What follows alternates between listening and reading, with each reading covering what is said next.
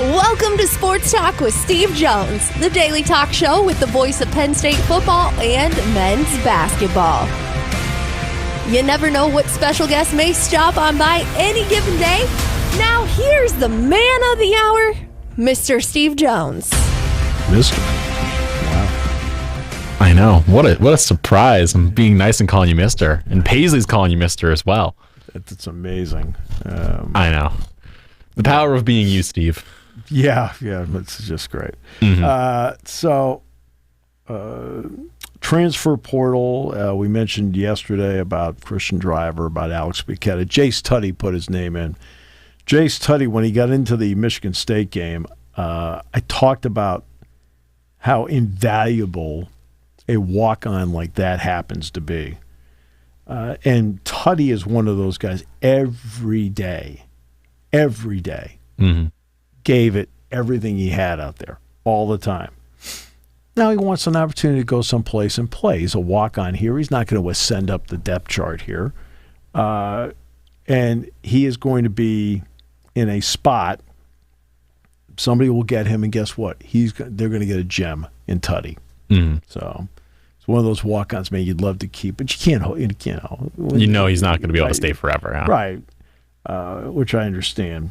Mm-hmm. I had a chance to talk to Andy Koltanicki yesterday. Brand new offensive coordinator. I had a chance to talk with him and the new analyst, too, that really is right hand. And he is really excited to be here. He's in an observation mode right now. He was there observing yesterday. Brought his family with him, so I got a chance to meet his family. It turns out the irony is that, a lot of times with coaches, when they do change jobs, a lot of times it's this time of the year and there's still more of the school year to go. Mm-hmm. So then it will be like, take Mike Rhodes, for example. Jody is still down in Richmond because the two younger ones, and their oldest son is at Colgate. The two younger ones are still finishing out the school year, including Porter, who's going to come up here and play lacrosse. So they're finishing out the school year there. Then everybody will be here. Mm-hmm. Not with the Indy. They're moving now. Oh, dang. The whole family's moving now here. Ooh. Now they don't have a place yet. I mean, they're in the process of looking, but they're coming December. They're coming now. Mm-hmm. So I thought that was interesting. And look, I told him exactly what I said on the show last week, that Jack Ham, and I watched the Illinois-Kansas tape because of all the games that they played to that point, which was still in the infancy of the season, was the most relevant game to watch. And with Randolph and Newton, and they play the one high safety and the whole deal, how did Kansas attack them? Because Kansas rang up some points. I said, and all we talked about on Monday leading in wasn't about like what Illinois did or didn't do. I said, Andy, for half an hour, we just raved about the Kansas offense. I said, I know you had Daniels at the time. I said, Daniels was spectacular. Pretty darn good quarterback. Was spectacular that night. And I said, I know you only had him for 3 games. I said, I know that. I said, but we raved about it, the two of us. Like, they did this, and look how they did this. I said, and I realized, Daniels is a different style of player than Drew is. I said, Bo is more similar in terms of style to Daniels. I said, just to let you know, I said, unwittingly, I said, we're like, yeah. So here we go. NCAA President Charlie Baker. Oh, this was a fun one today, getting this announcement. Proposed rule changes that would allow Division I schools for the first time to pay their athletes in ways that are not tied to educational resources. Well. Baker shared the proposed changes in a letter sent to member schools. If Division I schools choose to adopt the rules, they would then be allowed to enter into name, image, and likeness deals directly with their athletes. The new rules would also create a trust fund for athletes at the richest tier of athletic departments and allow those schools to create its own set of rules for recruiting, transfers, roster size, and a wide range of other policies. Yeah. Okay, so let's go through it. It's piece by piece this. So number one, this is essentially paying players. At least it's starting to get to that point. Like they're slow rolling this. Well, let me put it this way. For all the Dr. Pepper commercials you have seen Caleb Williams in, which last year you saw Bryce Young in, and the year before you saw DJ Uiagalelei, and it didn't work. After a month, they dropped the campaign. I don't know why. I wonder. He says, it's time for us to have our own forward-thinking framework. This framework must sustain the best elements of the student-athlete experience for all student-athletes to build on the financial and organizational investments that have positively changed the trajectory of women's sports and enhanced the athletic and academic experience for student-athletes who attend the highest resources college universities. Okay, so let me summarize. Let me summarize that paragraph for you. Okay, mumbo jumbo. Yeah, I believe the words we're looking for are instead of forward thinking, it is we are 5 years later than we should have been. It was just blah blah blah. I can't stand blah blah blah. It was but we're making these changes for the people and like the players, and we're ahead of times. No, you've been behind the times for like a decade, dude. That's because they've kicked the can down the road for years, and the can finally fell off a cliff at the end of the road. Well, and that happened with the college football playoff. I mean, it should be 12 teams this year, but because of the idiotic alliance. Oh, we're going to hold back. Well, I hope everything's going well with the Bears, right? Penn State's, not getting ready for Ohio State this week because, I hope everything's going well with the Bears because that's where Kevin is now. The policy would – okay, so now we're done with the mumbo-jumbo paragraph. I always love the mumbo-jumbo. It's the best. Right? Sit down, like you have a bunch of publicity people typing it out. Type. Right. Great. Whoa, that's great mumbo jumbo. Let's put that out. In fact, why don't we just put down mumbo jumbo? Okay? Because that's what this all is. The policy would bring a major change to the foundational tenet of the NCAA's long-held business model that prevented schools from providing any non-academic-based compensation to athletes. Baker's letter said the change is necessary during a time when the revenue generated by the top colleges is poised to grow significantly, and the legal pressure to compensate athletes continues to mount. I wonder why the legal pressure was there in the first place. It's almost like you should have been paying them for a while, but now that the piper has come to collect. If they had done this 10 years ago, really when they had a chance to, in other words, the lawsuit is brought by O'Bannon, okay, and of course the Alston lawsuit. Now the name changed every year. Every other year the name changed as to whose name was on it. It had to be somebody that Yeah. Remember when Hayes from Wisconsin had his name on it at one point. Yeah, and then you fall off. Somebody else's name goes on it to keep it alive. If they had just sat down during the O'Bannon case. So I'll take you back to the O'Bannon case. And, of course, his face was on the cover of EA Sports NCAA basketball. And he didn't really think much about it at the time. Because, remember, Ed O'Bannon played basketball in the early 90s. He was the National Player of the Year in, 95? As a redshirt, injured, he was on the bench as a freshman, and was redshirting because of a knee injury on the bench when Penn State beat UCLA in the NCAA tournament up at the Dome, 74-69. So he hadn't been active for a long time. He played in the NBA. And somebody said to him, he says, yeah, about his picture being in the cover. He says, yeah, I got nothing for that. And they said, well, that's not right. They're selling the game. Okay. So he decides, okay, we'll sue. Not suing for himself. He's suing for, it's like, hey, So Mark Emmert, then the NCAA president, to his credit, gets on the witness stand and literally, to his credit, gift wraps the case for O'Bannon. When the intent was to do 180 of that. Yes. I remember the day, because I'm doing the show.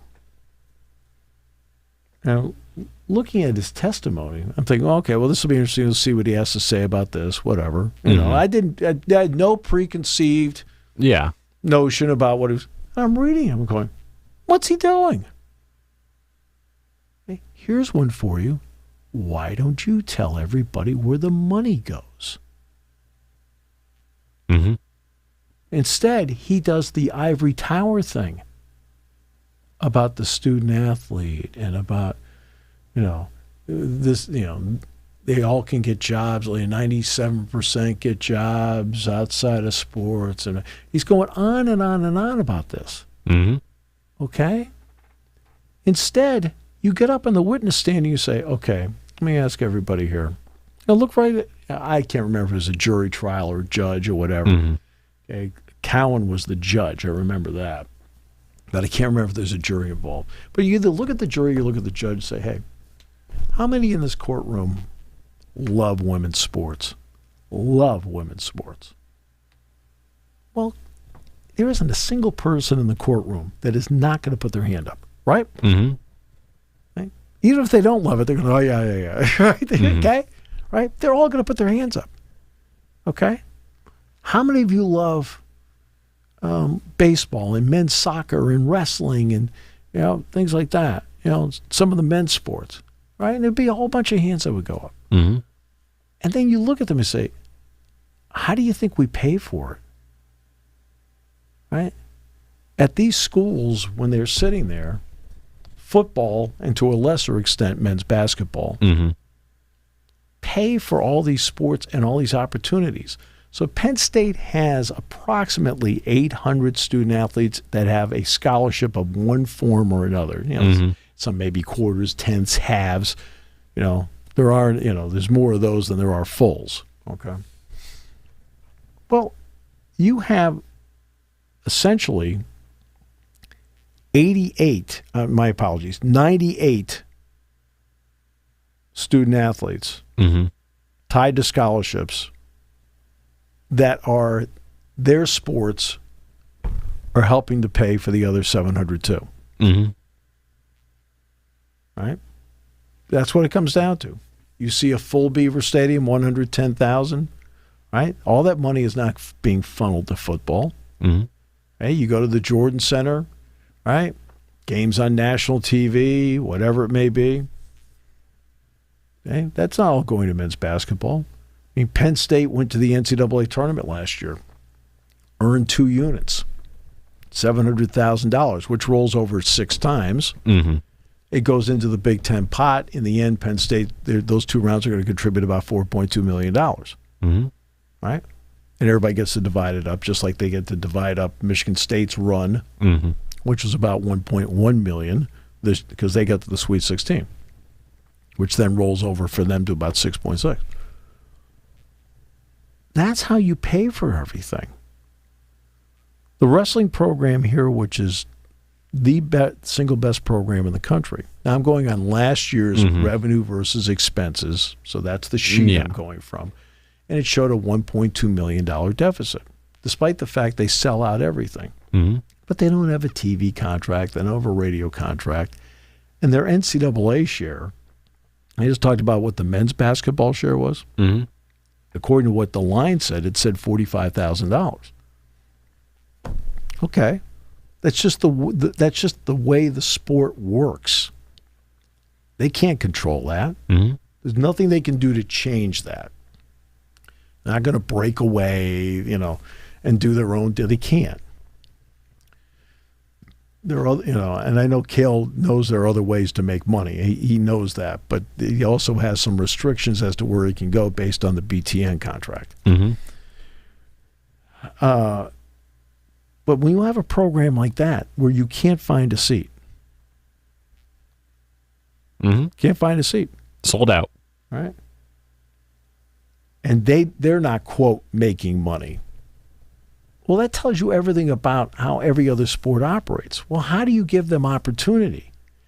Just tell everybody we have full football stadiums, which is great. Not everybody has a full football stadium. Most don't. I said, and basketball arenas and an NCAA tournament contract that goes with CBS, with Turner, Radio and Westwood One. I said, corporate partners for the NCAA tournament. I said, that money's all flowing in to give everybody else opportunities. Now, I'm not saying you win the case. It helps. Right? But at least you'll have some people sit back and go, oh. But when you sit there and do the ivory tower thing, you've got a group of people sitting there going, okay, what? You've lost them at that point. You lose people when you start, because he started talking like in a kind of a highbrow, up here. We're the NCAA. Well, no, but about about opportunity. Okay, which is fine, but about the educational part and about the student athlete and the whole thing. Well, and people are like, okay, what does that have to do with this? I mean, and what they did, they when you're going along and things are going great for you, you can make mistakes. And I remember when they did the EA Sports game. I remember it was like 2005, and I went into the Penn State football lounge. And I was going through. I was just going through. I didn't, I was cutting through to get to. I had to go get somebody in academic support for some project we were doing for TV, for WPSU, and their players were in the lounge, and a couple of players would go, "Hey, Mr. Jones, check this out. I'm in the game." So they're all happy they're in the game. None of them are thinking they should be paid to be in the game. But I'm in the game. I remember the players saying, "Look, check this out, man. Watch me make this play. I'm in the game." They're all happy about it. And I remember thinking to myself that the NCAA, which had a contract with EA Sports, had crossed a line at that point. And I remember thinking that was going to be the start of the downfall of what they were doing because they'd gone too far. Right? They'd literally taken players and I'll never forget seeing a commercial with Braxton Miller and Carlos Hyde. And they didn't say their names. It was a commercial. But facially, it's Braxton Miller, and facially, it's Carlos Hyde. I think Miller wore 5 and Hyde wore 34 or something. And they're like, it's in the game. And these graphic artists are so good at what they do. They're so good at what they do. There's no disguise. 5 gets it to 34. 5 gets it to 34? Really? Right? It doesn't take a genius to know that's Braxton Miller and that's Carlos Hyde. I thought to myself, they are going down a really dangerous path here. Not dangerous in terms of, I'm talking about financially dangerous. You've gone too far. You've gone too far. Right? And we're not going to give them money for being in it, but we're going to profit off them for being in it.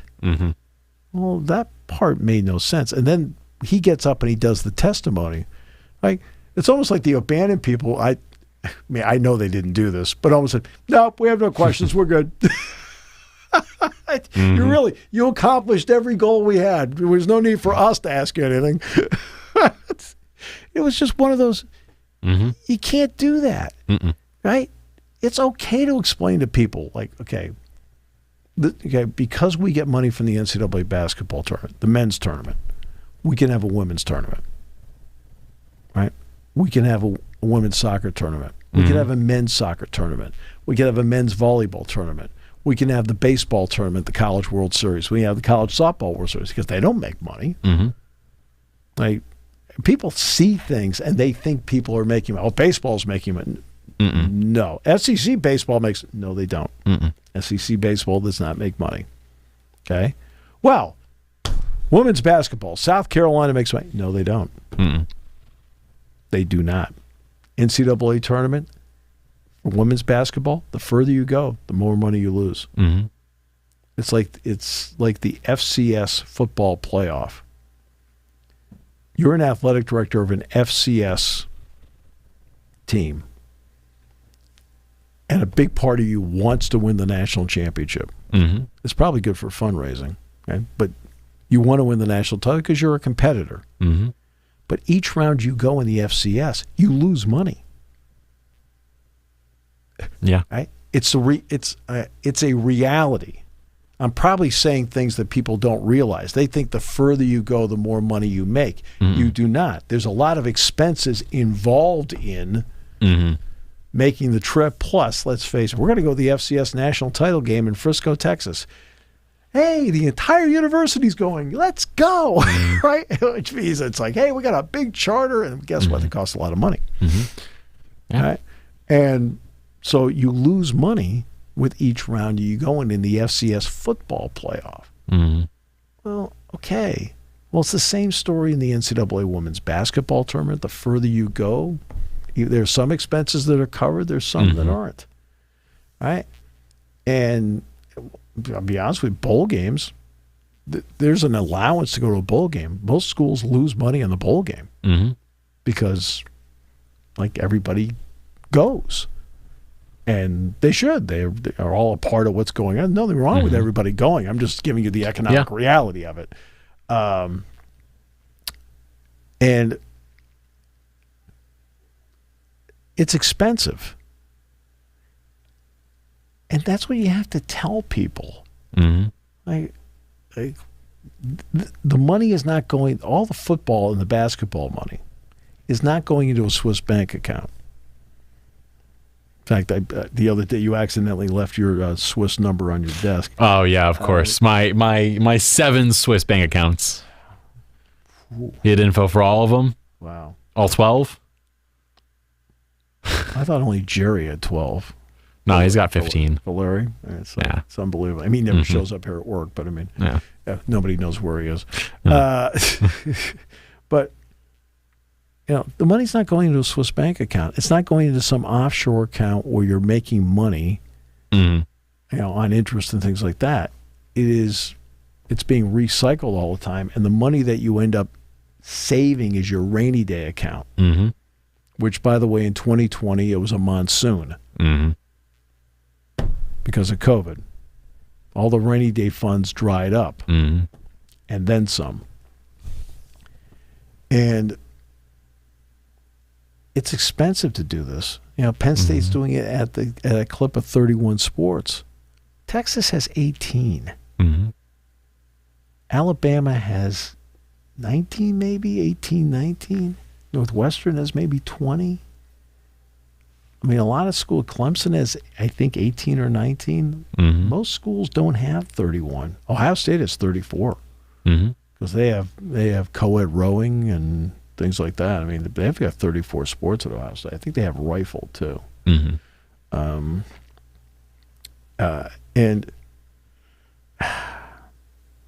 there's also equity that it's involved in this, too. You know, like the kind of money that you're spending on your men's basketball program, for example, you've got to be in the same neighborhood with your women's basketball program. They're not going to be exactly, I mean, there'll be certain things that are separators. But it is,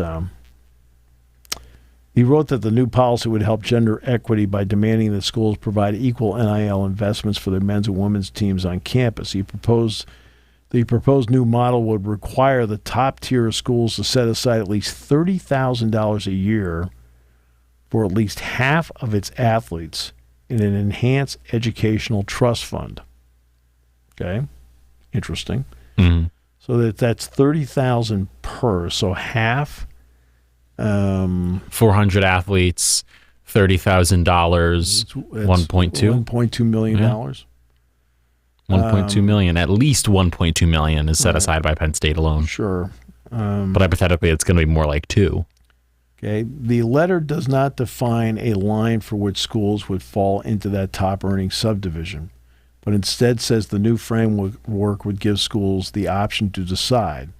The top schools, which according to the letter are more impacted by collectives and the transfer portal and NIL, would be allowed to create their own set of rules to help police those areas of the market for college athletes in unique ways.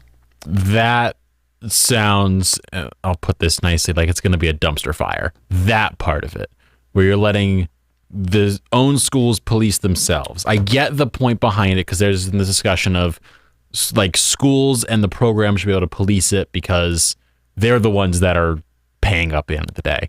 But it's going to make it the wild, wild west, but amped up to a 40, where you're going to see schools that have certain policies like an Alabama or an Ohio State, and it's going to get wild very quickly.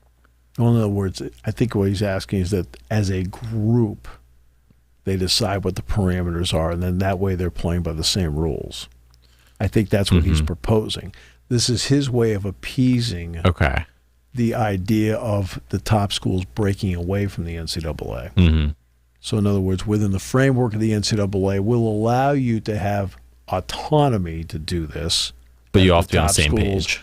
While still remaining in the NCAA membership instead of breaking away. I think that would be my guess as to what he's trying to do with that. But in other words, the Penn States, the Ohio States, the Alabamas, the Michigans, the Washingtons, Oregon, Oregon, all of them, Georgia.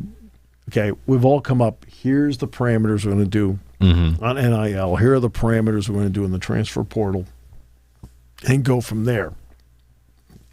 Now, whether it holds muster legally. Yeah, that's where the big issue is going to come in, is what is the legal part of this whole thing? Because you don't have collective bargaining. He said the new rules will provide a model to show Congress in the NCAA's ongoing quest for new federal laws to help in governing college sports. Bakers and other NCAA leaders have asked Congress for 3 years to create a law that would allow them to keep college athletes from becoming employees, create uniform rules for NIL deals, and avoid future antitrust lawsuits. Those efforts so far have failed to gain significant momentum, with several key lawmakers telling institutions they need to make efforts to solve their own problems before government intervenes, which, by the way, is common sense. My issue with the government stepping in and doing this is quite simple. And this is not political in any way, shape, or form. So please, this is not a political commentary. You would be asking people who are not, quote, experts on the subject to try and set rules as if they're experts on the subject when they aren't. They are not experts on the subject of how collegiate sports works. They're not experts on the subject of students and student athletes, right?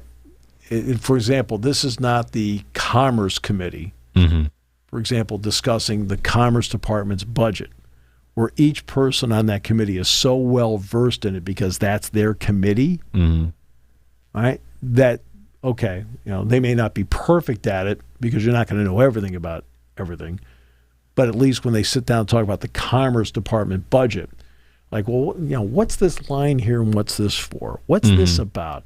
What direction do you want to take this in? Why do you need the money for this?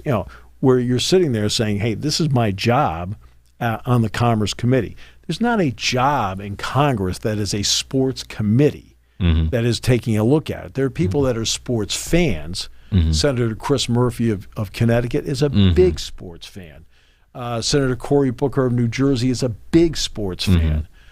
Tommy Tuberville, the senator from Alabama, used to be the head football coach at Auburn, for goodness sakes. Coached against Penn State in the Capital One Bowl in 2002. All right? So there are people that are selectively there. But do you think I think Senator Susan Collins or Senator Lisa Murkowski from Maine and Alaska, respectively, are big sports fans that know the ins and outs of major sports? Of course not. Of course not. When Pat Toomey was senator for Pennsylvania, Pat Toomey's a big sports fan. Bob Casey, I'm not so sure. I don't know. I don't know him well enough. So he very well may be. I don't know. But Toomey was well versed in it, but was to a point, but was really well versed in youth sports in particular. But most senators and Congress people love. There's a bunch of them that love sports, but they're not immersed in the everyday operation of how sports works and doesn't work. Okay, and so back to my original point, it's tough asking Congress when you don't have a series of experts sitting there that already are well versed in it to begin with. I mean, extremely well versed, that then allows them to start setting parameters as to what should and shouldn't work. And that's why I would prefer that, as they are correctly saying, you need to solve it yourself. And they're afraid all the time of litigation because, as I've mentioned 1,000 times, they are 0 for life in court. Yes, they are. The proposal kickstarts a long overdue conversation about the membership that focuses on the differences that exist between schools, conferences, and divisions, and how to create more permissive and flexible rules across the NCAA that put student athletes first. Colleges and universities need to be more flexible, and the NCAA needs to be more flexible too. The letter did not provide a time frame for when these proposals would be fleshed out. NCAA schools would have to vote to adopt the changes. Those stakeholders will next meet in Phoenix in January for their annual convention. I cannot see anything passing now because I think it's probably so extensive. Yeah, it would take them a couple of years. It would probably take a year or two to get to this. Right? And again, let's go back to being experts on the subject. Being the athletic director at Penn State, with all due respect, is different than being the athletic director at Randolph-Macon. Okay? And I use that because Mike and I were talking about Randolph-Macon yesterday, because Mike was the basketball coach there at one point. There are challenges at Randolph-Macon for the athletic director and for the head basketball coach that are exponentially different, and there are challenges compared to Penn State with Pat Kraft and Mike Rhodes, or Pat Kraft and James Franklin. For one thing, Randolph-Macon's not out there with a 110,000-seat football stadium. Okay? But they also have their own challenges. I mean, you get a bus everywhere, got to do there are challenges there. But their challenges are confined here in a smaller area as opposed to the wide-reaching. Randolph-Macon doesn't have 31 sports. They also don't have a TV contract with CBS, NBC, Fox, and Big Ten Network. But each one has a different challenge. So it's hard to go to the membership and have the vote at Randolph-Macon be equivalent to the vote of Penn State, because there are challenges even within the NCAA. We talked about Congress not having experts. The Randolph-Macon athletic director is not going to be an expert about how the Big Ten works. Just like the Big Ten is not going to be an expert as to how Randolph-Macon works. They have, even within the same job, it's different. Even within the same job description, the challenges are different, and people can't relate within the same job, let alone have Congress do it as an outside entity. And like I said, what I'm saying is not political in any way, shape, or form. Whomever said, hey, you guys need to solve it yourselves, you do. But I think there's a group up top that needs to solve it on this level. Right? And they're the ones that need to solve it on this level. And it can't be the conference commissioner level. It's got to be wide-ranging beyond that as to what's going on.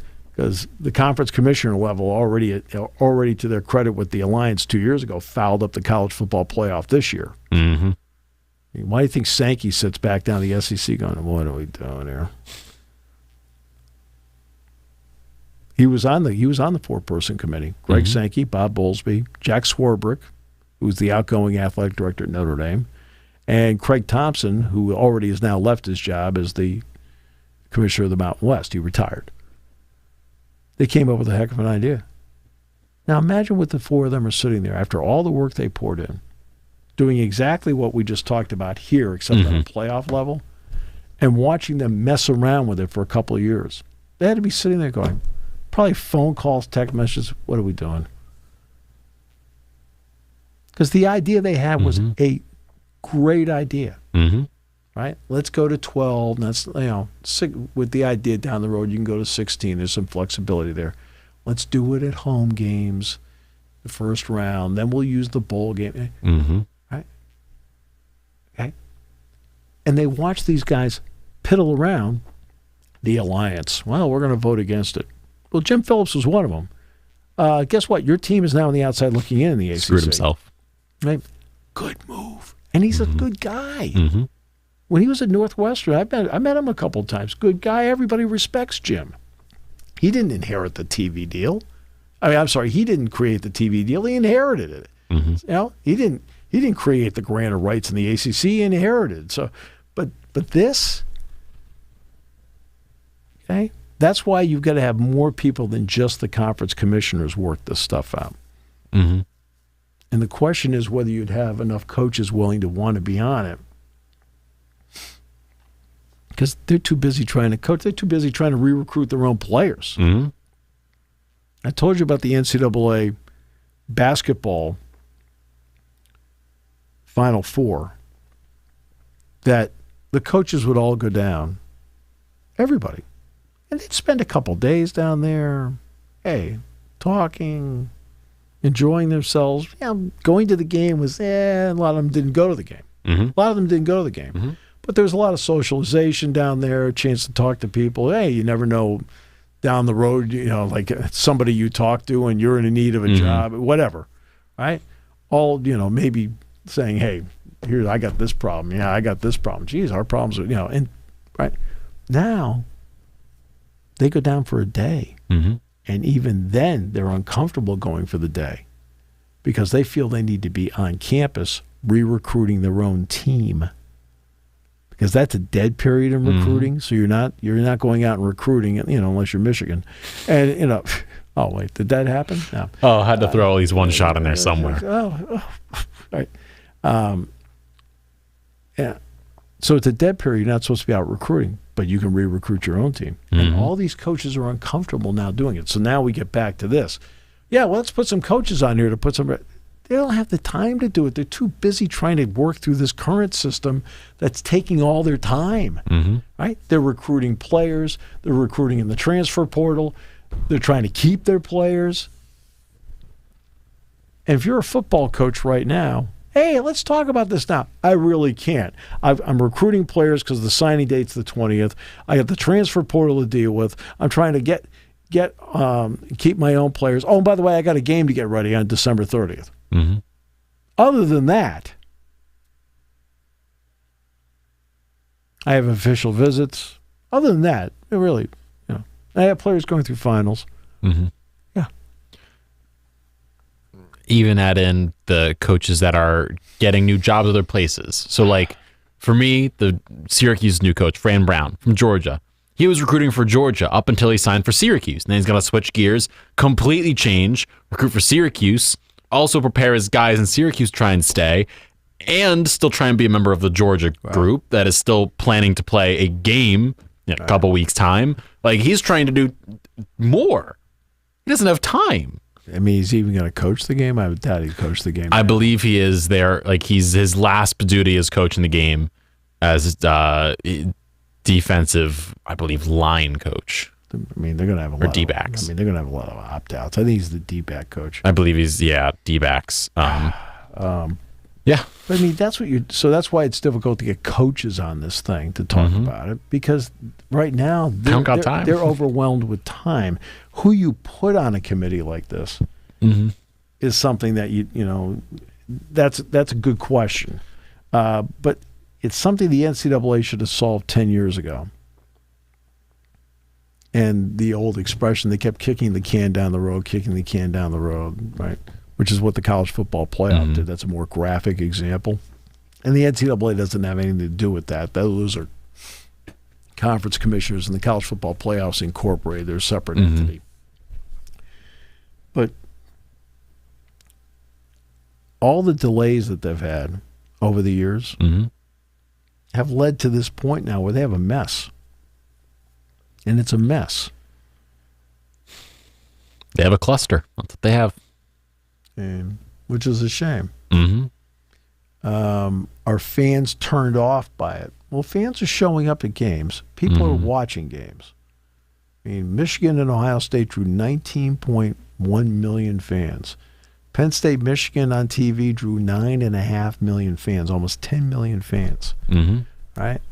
Penn State, Ohio State had over 8.5 million viewers. I mean, those are 3 games right there. So I mean, Penn State's 2 games with Ohio State and Michigan, over 17 million people watched.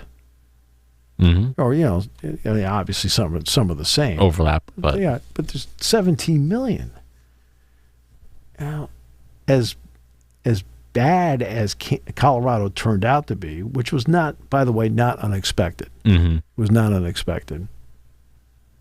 In August, what did I say? By mid-October, they'd have a problem. Right? And they did. Right. And this is the reason why. Right. And I'll deviate just for one quick moment. I said their lines aren't good enough. I said the coaching staff there was doing a really good job of masking their issues. At some point, there's enough video where you start to sit there and go, I see the issues. Now I know how to attack it. And that's what happened, with them.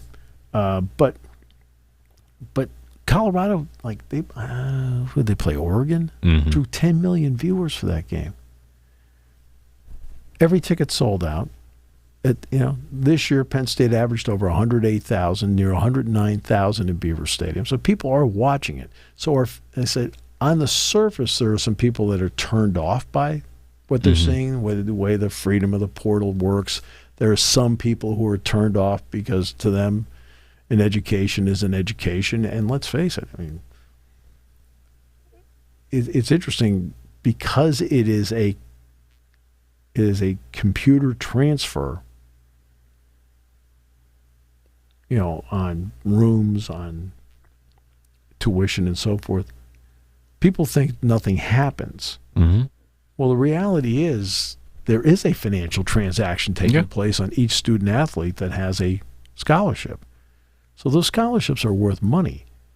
And when and people don't think of it in these ways because you want to have cash in hand, right? So you can buy, I hope you get that discounted.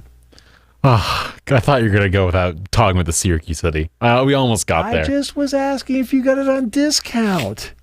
No, I didn't. I paid full price after paying full tuition to Syracuse. They could have at least given you the shirt. That they could have. Right. But in the end, it's not just I'm paying for the tuition. It's not just I'm paying for the room. This is every semester. Right? Every semester could be 10 semesters, could be, right, whatever, more than that. And it's not just the food. It's not just the books. So I'm a college basketball player, right? I'm going to Villanova. How much would it cost me to rent the time of Jay Wright? How much would it cost for me to rent the trainer? Strength and conditioning. You can meet here. How much would it cost for me to hey, I want to pay Chuck Losey for the next year to be my strength and conditioning coach? How much would that cost? I want to hire Tessa Johns-Bostic and Andy Butnam to be my personal trainers next year. How much would that cost? I want Wayne Sebastianelli and Greg Billy to be my 2 doctors when I need them. How much would that cost? I want to hire Leanne to be my nutritionist. Well, how much would that cost? Right? I want to hire Josh Nelson on sports performance. How much would that cost? I'm a running back. How much would it cost to get personalized training from Jaywan Sider? How much would it cost for me to, how much would I have to pay to have James Franklin be my head coach? I'm talking about as an individual player. Or Andy Koltanicki to be my offensive coordinator. How much would it cost me to do that? Yet you're getting all of that with your scholarship, but because you're not getting any, there's no financial transfer for that. Mm-hmm. That's part of your scholarship. That's part of everything. So the benefit of the student athlete is exponentially more beyond name, image, and likeness. Now, do I think that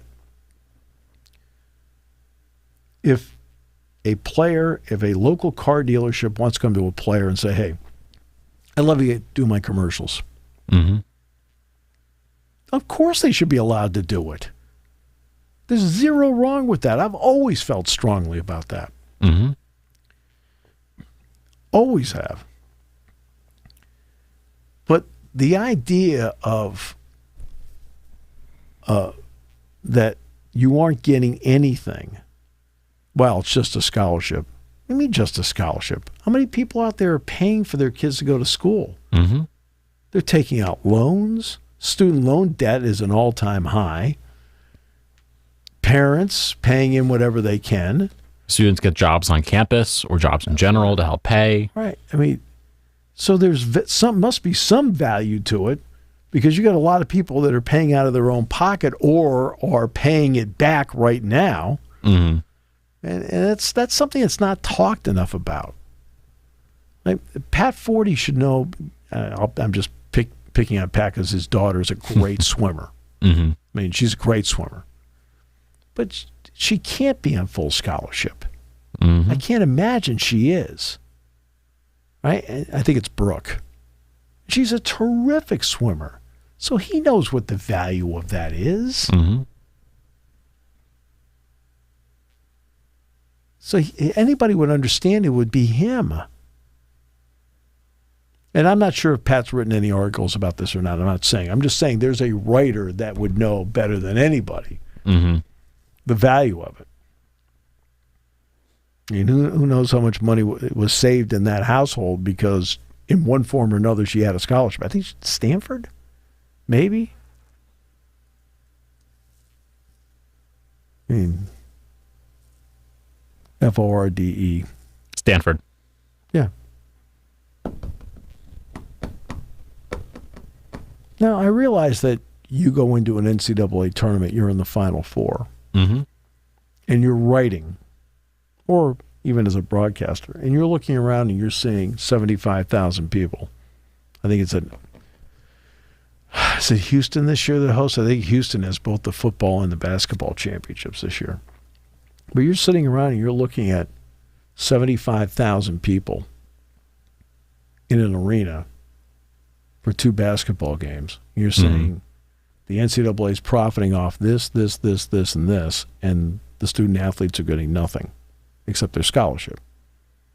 Yet they're the ones that are the draw to bring people in to watch. Mm-hmm. That's the thought process of the writer or a broadcaster when they look around and see this. Football is Houston, and March Madness for men's this season is Phoenix. Oh, it's Glendale, okay. But that's what they'll see. Mm-hmm. College football playoff. They're going to see the Rose Bowl sold out. They're going to see the Sugar Bowl sold out. And then they're going to go to Houston on January 8th, and that's going to be sold out. Right? So I understand the thought process behind all of this. And again, I thought the original intent was going to be that Kyle Leff, star quarterback, grocery chain gets a hold of him and says, hey, you're the star quarterback of the team. We'd love to have you go out and do our TV commercials, and we're going to give you X amount of money. I thought perfect. Mm-hmm. Great. I never counted on collectives. I never even thought about collectives. Right?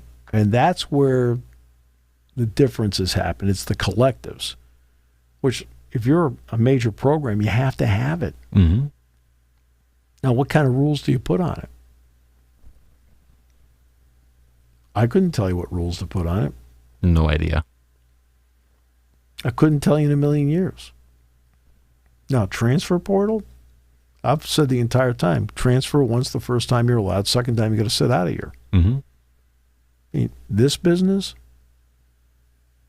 we have agreements. We can't jump from station to station. Mm-mm. We have to sit out for a period of time. Okay? Mm-hmm. They're called non-competes. Yeah. And a lot of businesses have non-competes. For example, you're at Merrill Lynch. Yes. And you want to, suddenly the people at Goldman Sachs would say, Kyle Leff, we've got to have you, got to have you, got to have you. If you were to jump over, you would not be allowed to work for them for a long period of time because what don't they want you to do? Competitor. Bring your accounts over. Mm-hmm.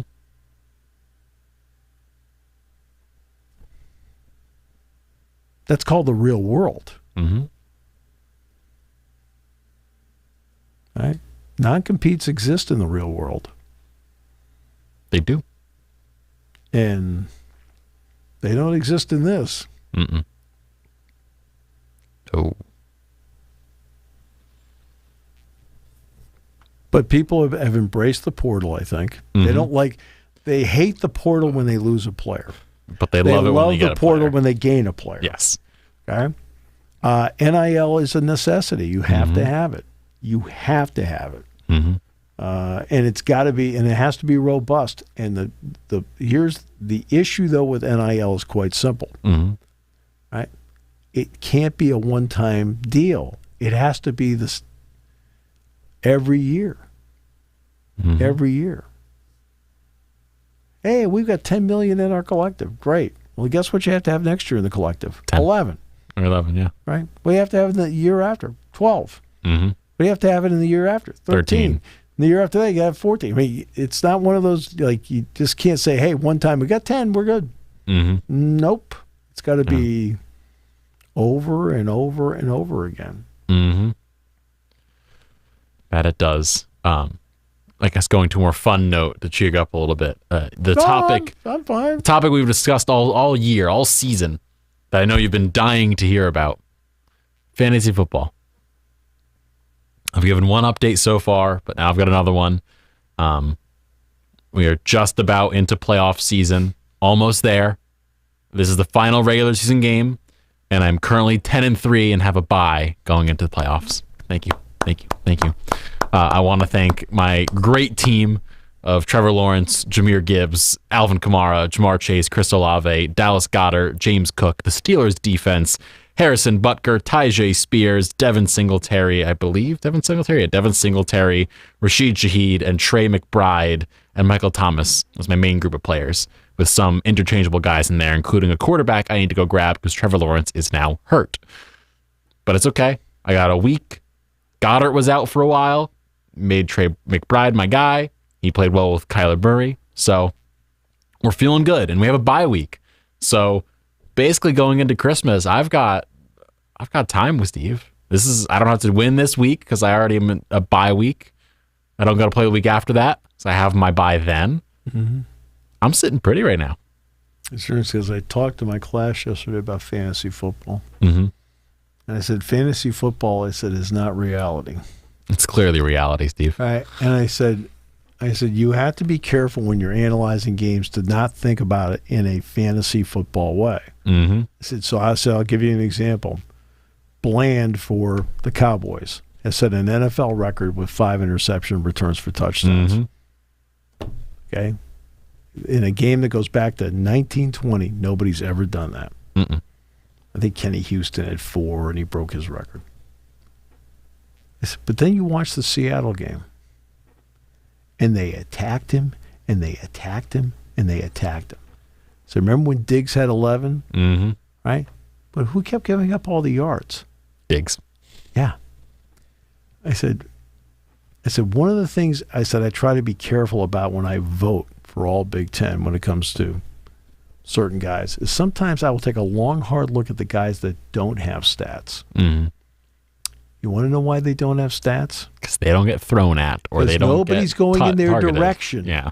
Okay. I said, I don't sit there with a stat sheet and goes, "Wow, Mangum's got 4 interceptions from Michigan State."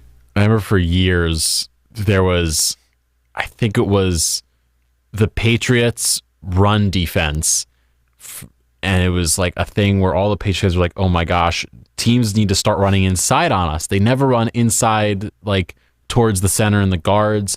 It's like, well, you don't want to because, I don't know, Vince Wilfork is there and is going to single-handedly just say no. He's going to swallow you. Yeah. Right? And so you can't run through the middle. But that's what I was trying to tell them. I said, and they were like, "Oh, no, Diggs is great." I said, "No, Diggs is," it is a decent defensive back. He's not great. I said, he got the 11 picks. I said, I give him all the credit in the world for that. I said, but why did he get 11? Because they kept throwing at him. So why did they keep throwing at him? Because they kept having success when they threw him, but 11 times they didn't.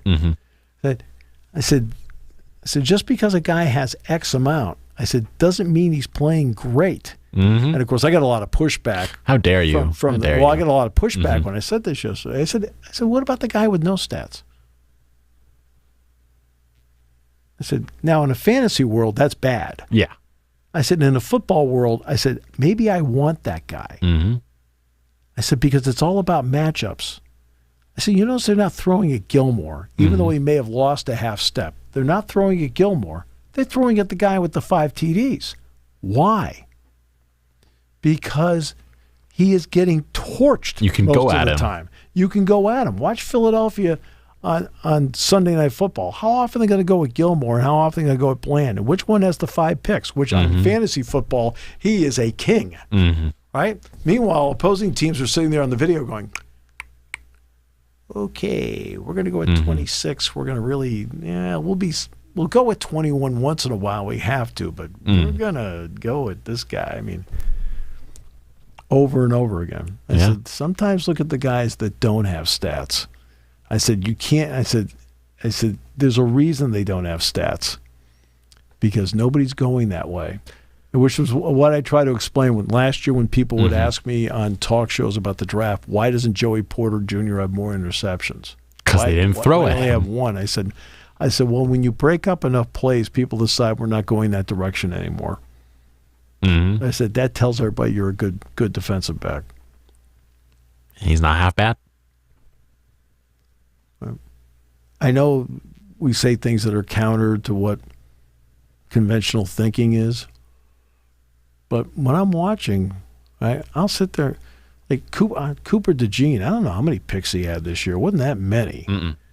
But who wants to throw over there? Or why don't they want to punt to him? That's so odd. Right. I mean, because he's, fabulous. It was, I think, we'll end with this.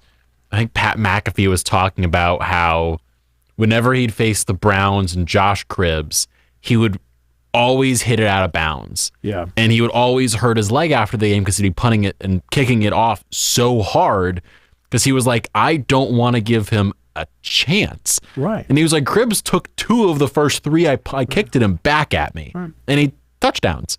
He was like, I just stopped giving the ball. Cooper DeJean this year, you want to know how many interceptions he had? 2.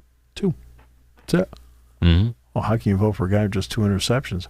Oh, I don't know. Maybe everybody just looked around and said, hey, 3's over there. Maybe we'll go over here. Sounds like a good idea to me, Steve. We'll talk to you tomorrow. Actually, tomorrow we're going to have interviews tomorrow. Thank you for listening to Sports Talk with Steve Jones, a 7 Mountain Media production. 7 Mountain Media. Come back at 11 every weekday for analysis of the latest happening in the sports landscape. From college football to European soccer, Steve and Kyle cover it all on Sports Talk with Steve Jones.